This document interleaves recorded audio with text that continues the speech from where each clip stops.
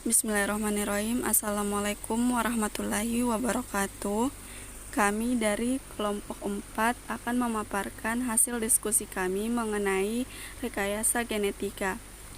Pertama-tama perkenalkan, nama saya Andi Sunarti Nur Pratiwi selaku moderator, dan anggota kelompok saya Tipalmaton Rante Patulen, Jenli, Debris Marsin Lobo, Nuraihan, Gloria Lesmana Tandibungga, Sarah Natalia, Gilda Tasya Sarunan, Shalom Virginia, Sri Septia Lepan, Muhammad Mirsa Ibrahim, Febriani Agus Rombe, dan yang terakhir Ainun Rizky Fadila.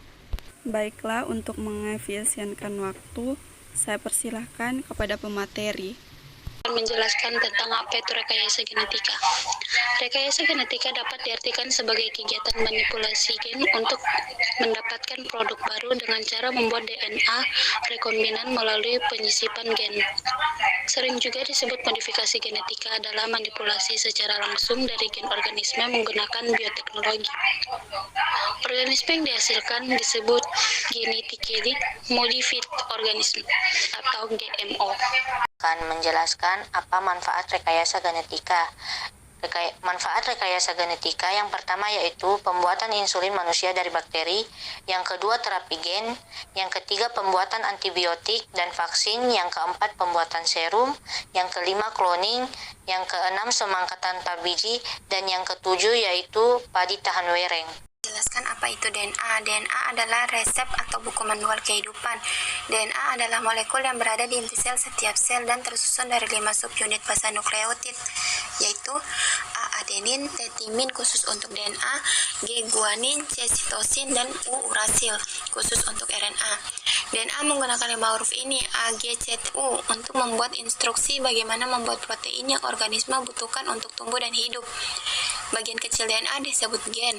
Setiap gen menyimpan instruksi untuk memproduksi sebuah protein. Sebuah organisme mungkin mempunyai ribuan gen. Gen-gen dalam sebuah organisme ini disebut genom. DNA, molekul yang sangat panjang terdiri dari ribuan deoksinukleotida 4 jenis yang bergabung dalam suatu urutan yang bersifat khas bagi setiap organisme. Sel eukariotik memiliki DNA yang lebih besar dibandingkan dengan prokariotik. DNA ini membentuk kromosom dalam nukleus yang dikelilingi membran. Virus terdapat RNA atau DNA. RNA dalam sel, RNA ribosom, rRNA, RNA pemindah tRNA, dan RNA data mRNA. DNA terdiri dari 2 jenis, yaitu purin dan pirimidin. Purin yaitu adenin dan guanin, pirimidin yaitu sitosin dan timin. Begitu juga dengan RNA, terdiri dari 2 jenis, yaitu purin dan pirimidin. Purin yaitu adenin dan guanin, pirimidin yaitu sitosin dan urasil. Ikatan fosfodiester menggabungkan nukleotida berikutnya. Mengapa protein itu penting? Protein adalah komponen penting dalam sel, karena sel sebagian besar terbuat dari protein, seperti dinding sel, organel, dan lain-lain. Protein mampu mengatur reaksi yang terjadi dalam sel. Protein juga bisa bertindak sebagai enzim yang mengkatalis, mempercepat atau memperlambat sebuah reaksi. Jelaskan tentang mengapa DNA penting dalam rekayasa genetika dan bagaimana cara melakukan rekayasa genetika.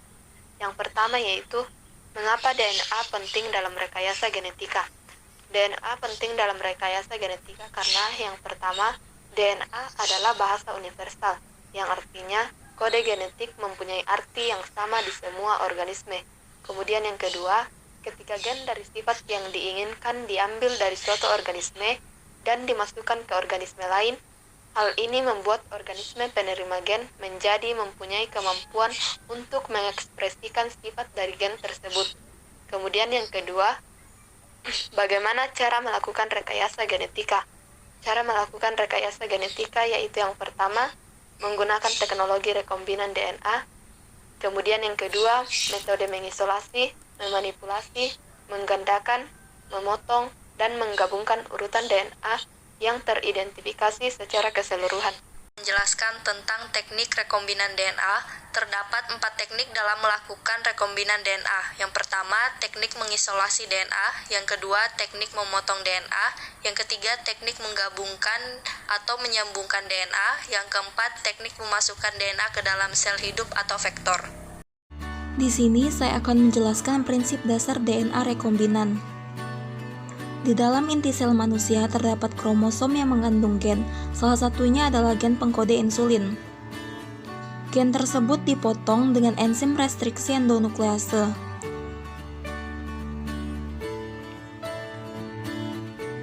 Gen ini akan dimasukkan ke dalam plasmid bakteri E. coli yang telah diisolasi.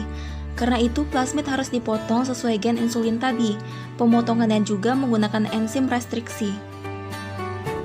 Setelah itu, gen insulin dan plasmid disatukan dengan enzim DNA ligase. Inilah yang disebut dengan DNA rekombinan. Plasmid yang sudah disisipkan gen manusia dimasukkan kembali ke dalam bakteri. Kemudian, bakteri dibiarkan berkembang biak agar dihasilkan koloni bakteri yang memiliki DNA rekombinan dan dapat memproduksi insulin secara banyak. DNA rekombinan adalah salah satu contoh rekayasa genetik. Enzim restriksi untuk memotong dan enzim ligase untuk menyambung. DNA rekombinan bertujuan untuk menghasilkan produk dengan gen yang kita inginkan. Kita akan menjelaskan cara pemindahan DNA dan cara menemukan letak. Cara pemindahan DNA dapat dilakukan dengan 3 cara. Yang pertama, konjugasi, yaitu pemindahan DNA dalam sel bakteri melalui kontak fisik antar kedua sel.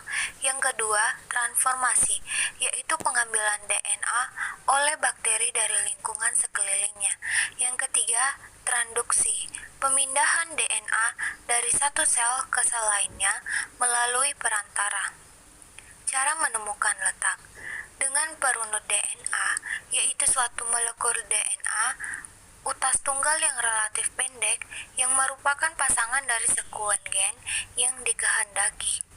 Jika segmen dari gen yang diinginkan tersebut diketahui adalah AG, TT, CG, maka segmen pasangan dari DNA perunut akan menjadi TC, AA, GC. Adapun cara menyisipkan gen. Jika kita ingin memasukkan suatu gen manusia ke dalam sel lain, gen perlu diisolasi, sehingga dapat disisipkan dalam sel baru. Contoh, gen insulin manusia diisolasi, kemudian digabungkan dalam sel bakteri E. coli. Selanjutnya, gen yang disisipkan tersebut menyebabkan sel bakteri memproduksi protein insulin manusia yang dapat diberikan pada penderita diabetes. Eksperimen cloning gen. Menurut Brown tahun 1990, setidaknya ada 6 hal dasar yang harus difahami dan dikuasai untuk melakukan kegiatan eksperimen cloning gen, yang meliputi 1. Penyiapan sampel DNA kromosom murni, 2. Pemotongan molekul DNA, 3. Analisa ukuran fragmen DNA hasil pemotongan, 4. Penggabungan molekul DNA dengan vektor untuk menghasilkan molekul DNA rekombinan, 5. Pengenalan atau insersi DNA ke dalam sel host. Demikianlah hasil pemaparan dari kelompok kami. Apabila ada kesalahan, mohon dimaafkan. Wabillahi taufiq wal hidayah. Wassalamualaikum warahmatullahi wabarakatuh.